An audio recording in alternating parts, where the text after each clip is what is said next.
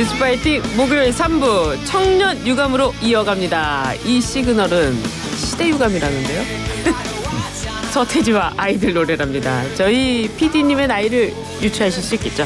더불어민주당 이재명 대표의 연임 도전이 가시화되고 있는 가운데 대북 송금 사건으로 기소가 돼서 사법 리스크가 재점화되고 있습니다. 당내 분위기 어떤지 이야기 들어보겠습니다. 장경태 더불어민주당 최고위원 스튜디오에 나와주셨습니다. 안녕하세요. 네, 안녕하세요. 장경태입니다. 네, 청년 유감.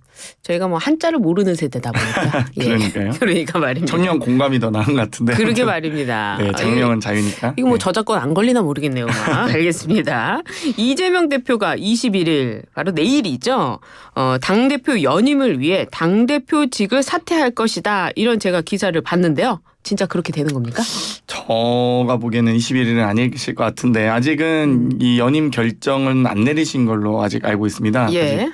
그래서 여러 고민이 있지만 저는 사실 이제 총선 끝나고 뭐 다른 방송에서도 말씀드렸지만 대표님께 네. 연임하셔야 된다라고 이 건의를 드렸거든요. 그래요? 예. 그래서 본인 개인적으로는 힘드시겠지만 당을 위해선 또 강력한 리더십이 필요하기 때문에 네. 지금 국민들이 바라시는 건 물러터진 민주당이 아니라 강한 민주당, 예. 이기는 민주당을 원하고 계시거든요. 그렇기 때문에 가장 강력한 리더십을 발휘할 수 있는 분은 사실 이재명 대표님밖에 없긴 합니다. 현재. 예. 그렇기 때문에 이재명 대표께서 저는 연임을 좀 결단 내리시고 하여 출마를 하셨으면 좋겠다라는 네. 생각을 갖고 있고요.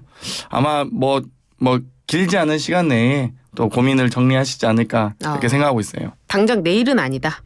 내일은 너무 급한 것 같은데요. 네. 그래요. 강한 민주당.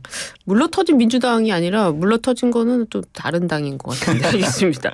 민주당은 오는 8월 전당대회를 앞두고 당원도 개정을 했습니다. 최재성 전 청와대 정무수석이 저희 방송에 나와서 민주당 내에 대안이 없기 때문에 이재명 대표가 연임한다는 건 이유도 명분도 없다. 이렇게 이야기를 했는데 이게 뭐 연임이 가능한 겁니까? 이제 제가 당원당 UTF 단장으로서 이번에 여러 당원권 강화를 비롯한 미비 규정을 보완하는 개정을 했는데요. 근데 이제 좀 이 전제 자체가 좀 다른 것 같아요. 그러니까 민주당 내 대안이 없어서 사실 할 사람이 없어서 대표를 할 사람이 없어서 대표를 하겠습니까? 잘할 사람이 대표를 하는 게 맞죠.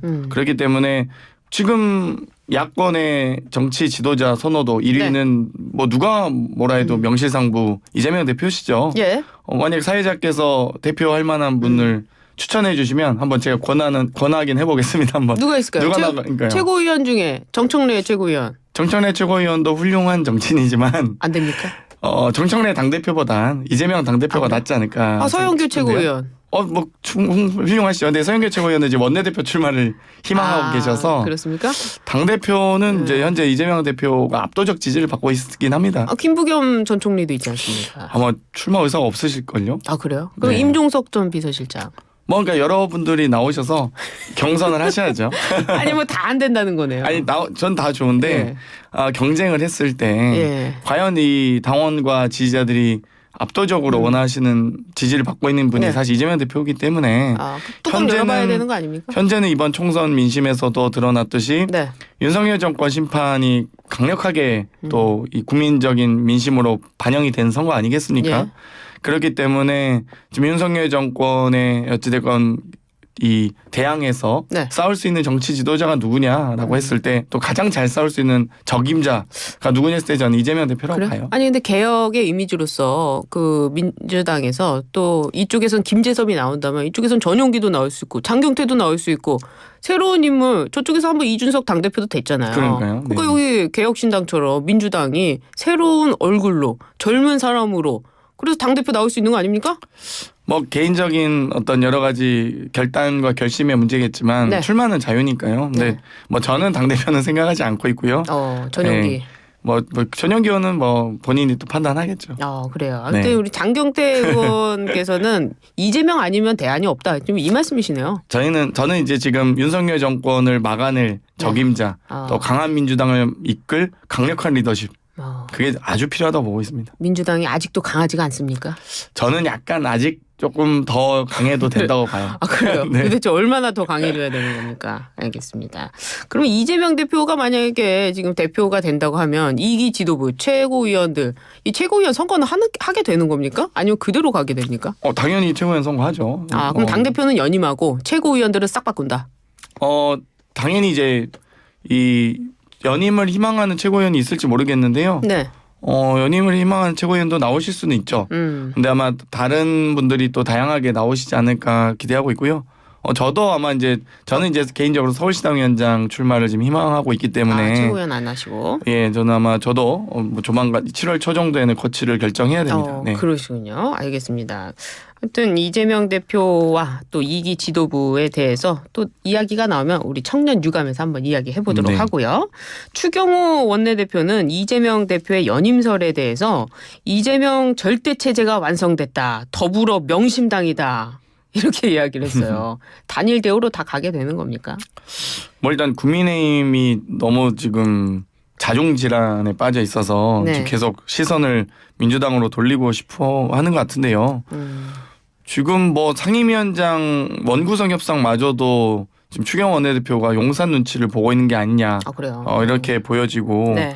사실 최소한 김건희 방탄당이라는 오명은 좀 쓰진 않았으면 좋겠다. 예를 들면 네. 윤석열 대통령의 눈치를 보는 것까지는 이해가 가는데 네.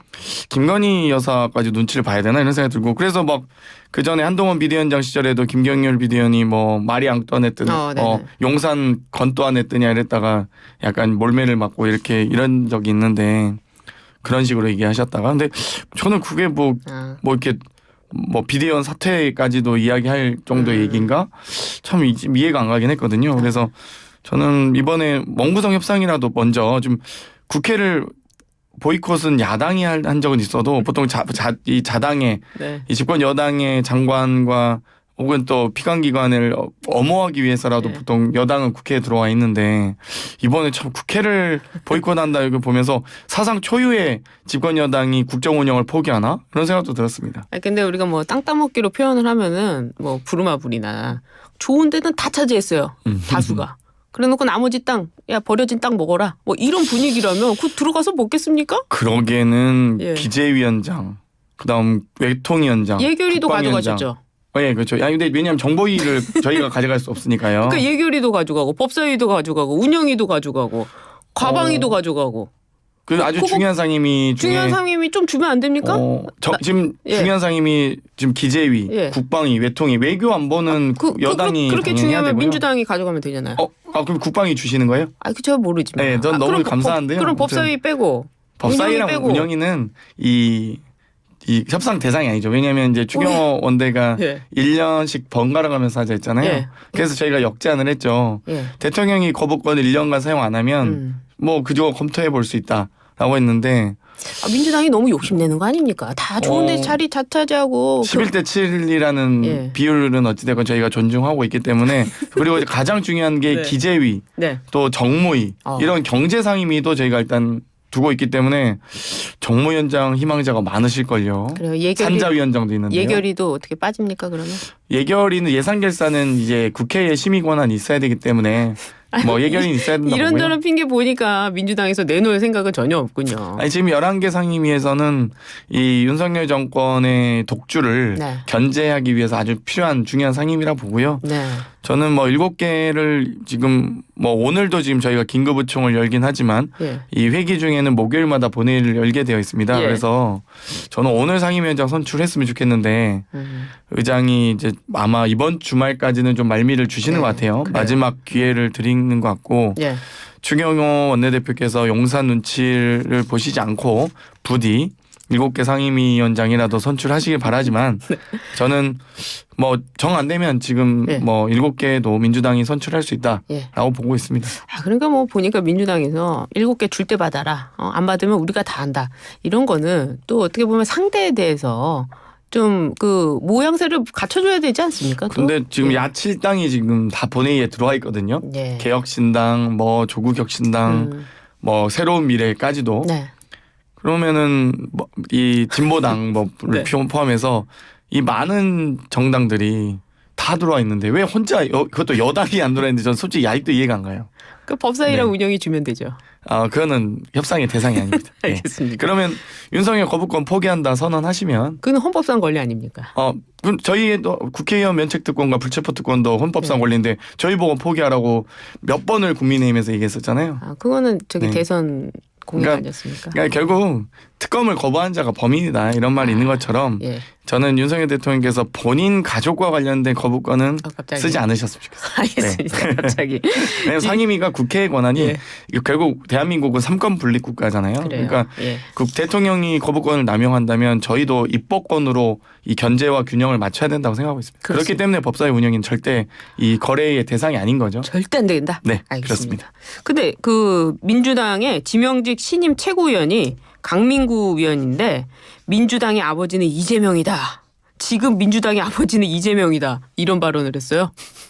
저는 아버지. 이제 이 강민구 최고위원께서 대구시당 위원장이시거든요. 네. 그래서 겸임을 하고 계신데 네. 저는 뭐 민주당의 어머니면 안 됩니까?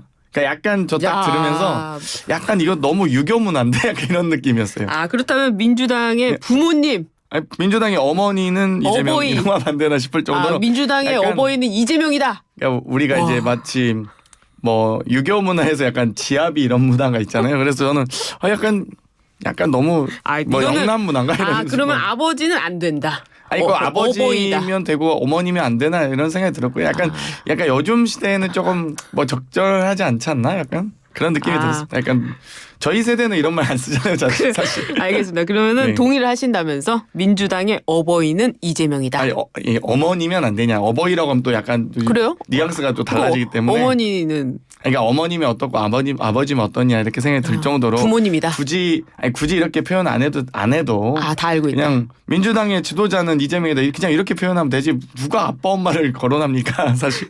진짜 정말 존경심이 대단하다고 네. 느껴집니다. 알겠습니다. 민주당의 부모님은 이재명이다. 이재명 대표가 언론을 향해서는 애완견 발언을 했어요. 검찰의 뭐 소설을 받아 쓰는 기자들은 애완견이다. 이거 좀 어떻게 들으셨습니까? 이제 뭐 사실 이제 과거에 손석희 앵커께서 네. 워치독, 랩독, 가드독 이렇게 뭐 감시견, 애완견, 네. 경비견이라는 표현하면서 언론을 네. 표현했던 적이 있는데요. 이 여러 앵커 브리핑에서도 2017년 앵커 브리핑에서도 모든 언론이 최소한 애완견이 아니라고 외치고 있는 지금이라는 이런 표현을 쓰셨었죠. 그래서 뭐 언론의 견제와 감시의 기능이 매우 중요하다. 그래서 언론은 감시견의 역할을 해야지 애완견의 역할을 해서는 안 된다라는 건 여러 이제 언론학에서도 많이 언급하는 내용이긴 합니다. 학계에서도. 네. 그래서 뭐 문제 그냥 없다? 저는 그만큼 이 언론의 감시견으로서의 역할이 중요하다라는 강조의 의미에서 애완견의 표현을 쓰신 것 같긴 한데요. 뭐 근데, 영어로 예. 랩독이라도 하셨어도 됐는데 굳이 한글로 하셨나 이런 생각도 들고. 네. 그렇군요. 아니 근데 이거는 손석희 씨와 비교할 수가 없는 것이 지금 이재명 대표는 그 국회의원이고 신분이 야당 대표입니다. 그렇고 손석희 씨는 언론인이기 때문에 언론인을 비판하는 것과 이 권력자가 언론을 향해서 검찰의 애완견이다 한 발언은 어떤 그 급의 차이가 있는 거 아니겠습니까 분명히? 뭐 언론인께서 스스로 언론을 이 자정작용을 있어야 된다라는 의미로 하시는 것도 의미가 있고요. 네. 다만 이제 야당 입장에서도 이 너무 이제 지나치게 검찰이 특히 법조의 어떤 네. 특유의 문화라고 하는데 검찰이 이렇게 이 던져주는 기사거리를 가지고 이 비판 의식 없이 또 검증 없이 무자비하게 쓰는 것에 대해서 네. 당연히 언론도 스스로 자정작용이 있어야 되고요. 제 야당 입장에서도 그 부분에 대한 비판적인 시각은 갖고 있습니다. 그렇기 때문에 부디 이제 검찰발 기사 네. 이런 것들이 사실상 이 피고 국민에 대한 여러 인권을 유린하는 네. 피사시 공표 등으로 많이 악용되어 있었기 때문에 문제 저는 없는 발언이다. 아니 뭐 그 언론에 대한 또 그러니까 뭐 일부 정치 언론에 대한 또 수구 언론에 대한 비판 의견이지 거기에 대해서 막 너무 지나치게 과잉 해석할 필요는 없다. 이렇게 좀 담백하게 말씀드리고 싶네요. 영어로 표현하면 좋았을 것이다. 이 말씀까지 알겠습니다. 의원님께서 그 이재명 대표의 대북 송금 사건 기소에 대해서 쪼개기 기소다 이렇게 말씀하셨어요. 이게 어떤 의미입니까? 이게 이제 이화영 전 부시사와 관련된 여러 쌍방울의 주가 조작 사건에 대해서 지금 뭐 2년여 가까이 계속 수사를 하고 있죠. 네. 만약 수사 과정에서 검찰이 결국 수사와 기소권을 지금 함께 행사하고 있는 상황에서 만약 이재명 대표의 혐의가 있었다면 네. 이화영 부지사를 기소할 때 같이 기소를 했어야죠. 근데 이화영 부지사의 판결이 나자마자 예. 기다렸다는 듯이 이재명 대표를 기소하거든요. 근데 사실 재판부에서도 이재명 대표와 연관성은 없다. 이 이재명 대표의 혐의는 없다라고 네. 이미 재판 판결문에서도 밝히고 있습니다. 네. 그런데도 불구하고 마치 이제 검찰은 이런 이화영 부지사와 관련된 쌍방울의 주가 조작에 연루된 것처럼 기소를 하는 거거든요. 그러니까 네. 이런 게 전형적인 기소권 남용입니다. 검찰의 기소권 남용에 대해서 저는 입법부가 할 수 있는 역할은 해야 된다고 보고요. 이런 기소권 남용하는 네. 그러니까 국가의 공권력을 남용하는 검사에 대해서는 탄핵으로 탄핵을 해야 된다. 해야 된다고 보고요. 예. 그래서 아니 탄핵을 해도 꼭 탄핵을 본회의에 의결하는 게 아니라 법사위에서 저희가 행정조사권을 발동할 수 있습니다. 본회의에서 네. 의결하면 이 국회법 130조, 131조에 있는 내용인데요. 그래서 그 검사가 왜 공소권을 남용했는지 혹은 공소권 남용한 구체적 혐의에 대해서 법사위가 국정조사에 준해서 행정조사권을 좀 발동해야 한다 보고요. 뭐 탄핵할지 안 할지는 또 그때 가서 봐야겠지만. 근데 제가 궁금한 거는 만약에 이게 일반적이라면은 이재명 대표에 대한 것만 아니라 공소권 남용이 일반 국민들한테도 공소권 남용이 있을 수 있는 거 아닙니까? 그런 거는 어떻게 해서 그런 게 있으면 당연히 그래서 저희가 안동환 검사 같은 경우도 아니 그러니까 이거는 판결 조작 사건이 대법 판결까지 났기 때문에 제가 탄핵했던 거죠. 궁금한 거는 뭐 공소권 남용한 사례가 있으면 당연히 그거를 탄핵해야죠. 어떻게 입증합니까? 일반 국민들. 이 일반 수많은 사건 중에서. 국민들의 제보도 저는 중요하다 보고요. 특히 이제 네. 이 유호성 씨에 대한 간첩 조작 사건은 그 사건만 아니라 그러니까 일반 국민에 대한 공소권 남용 혐의가 저희가 만약에 확인이 된다면 되는 대로 전 탄핵해야 한다고 생각해요. 그래요. 네. 알겠습니다. 국민들께서 판단하실 거라고 그렇습니다. 믿고요. 예, 네. 얼마 전에 박종훈 국민의힘 의원이 위중교사 사건과 관련해서 전화 녹취를 공개했습니다. 민주당에서 조작된 내용이다라고 했는데 그 이재명 대표의 목소리가 아니라는 겁니까? 대표님이 맞는데 근데 맞군요. 이게 이제 카톡 내용이나 그러니까 이게 카톡인가요? 아무튼 뭐 이렇게 문장도 네. 대화 진술 내용도 편집 내용인 걸 박정훈 의원도 스스로 인정하고 있고요. 예. 또 심지어 있는 대로 이야기하라 오히려 진술을 사실대로 좀 이 진실로 해달라라는 부분은 뭐 쏙 빼거나 혹은 더 기억하겠습니다라는 표현을 더 지켜드리겠습니다로 표기를 조작한 게 지금 드러났습니다. 예, 그러니까 워딩이 달랐다. 워딩을 아예 바꿨거든요. 예. 그래서 자기가 아예 워딩을 바꿔서 이 조작한 부분에 대해서는 아마 법적으로 좀 책임을 지셔야 될 것 같고 이건 상당히 엄중하게 처벌이 아마 되실 걸로 예상이 됩니다. 그래서 뭐 고발하라라는 식으로 호기롭게 이야기하셨던데 그러니까 녹음 파일 자체는 문제가 없는데 그거를 표기하는 과정에서의 조작이 있었다. 아니 편집도 그냥 있는 대로 얘기하시라 사실대로 얘기하시면 된다 이런 부분은 이제 편집하기도 했고요. 또 더 기억을 하겠습니다라고 이 말씀을 하신 거를 더 지켜드리겠습니다라고 아예 의미를 바꿔서 워딩을 아예 조작해서 바꿔서 기자회견 하셨거든요. 그래서 그 조작한 부분은 아마 이건 상당히 법적 책임을 받으실 거고. 알겠습니다. 뭐 제가 보기에는 불과 얼마 전까지 언론인이셨던 분 아니세요? 네. 티조 정치부장 출신이잖아요.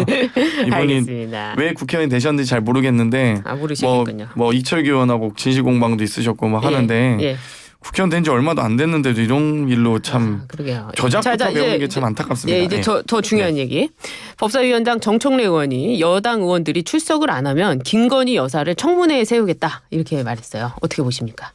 지금 김건희 여사 명품백 뭐 샤넬 화장품 디올백 이거 받으신 거 권익위에서도 조사도 못하고 검찰도 소환도 못하고 지금 검찰총장만 수사하겠다 했는데 중앙지검 1부터 4차장 초토화되고 대검 8개 부장 중에 8명의 부장 중에 6명이 대거 교체되면서 초토화됐잖아요. 검찰도. 수사팀은 그대로입니다. 그러니까 뭐 수사팀만 그냥 구색 맞추기용 수사팀 유지죠. 뭐 지금 수사할 의지나 권한이나 있겠습니까? 그래서 청문회 오면 옵니까? 저는 이 법사위 청문회에 증인 신청을 해서라도 김건희 여사 소환해야 된다 봅니다. 그러니까 출석 요구해야 된다. 출석 요구해야 된다. 아마 아무 데서도 못 부르고 있지 않습니까? 그럼 국회라도 그 역할을 해야죠. 검찰도 못하고 권익위도 못하고 그래요. 참 한심합니다 지금. 그러게 말입니다. 대검찰청 이러면 얼마나 큰 국가기관입니까? 근데 그러게요. 김건희 여사 앞에서는 완전 무슨 그대 앞에 구멍가게로 보이죠. 네. 네. 오늘 말씀 감사합니다. 네. 우리 청년 유감이었어요. 아닙니다. 감사합니다. 오늘 지금까지 장경태 더불어민주당 최고위원과 함께했습니다. 감사합니다. 고맙습니다. 네.